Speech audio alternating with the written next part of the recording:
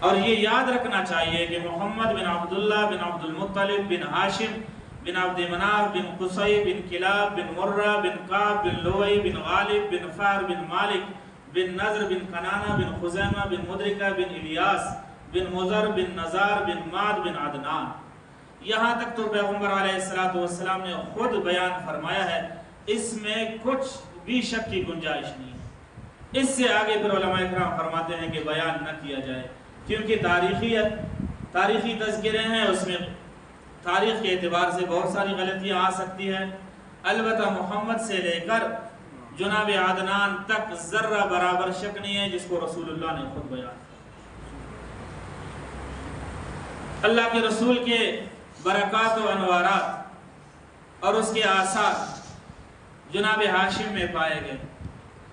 تاریخ کی کتابوں میں آتا ہے سیدنا محمد رسول اللہ صلی اللہ علیہ وسلم کے جد امجد جناب ہاشم بہت ہی خوبصورت تھے، وجیہ الصورت تھے، اتنے خوبصورت تھے کہ ہرقل بادشاہ روم کو یہ خیال گزرا کہ اس خوبصورت آدمی سے مجھے ملاقات کرنا چاہیے.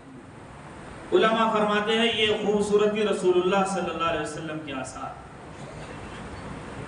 اس وقت یہ اثر اس کے صلب اور کمر میں تھا، اور جس کا اثر یہ ظاہر ہو گیا کہ اس زمانے کے سب سے خوبصورت انسان ہو. اور اس نے ملاقات بھی کی اور ساتھ یہ بھی پیغام بھیجا کہ اگر یہ خوبصورت انسان میرا داماد بن جائے تو میرے لیے بڑی سعادت کی بات ہے.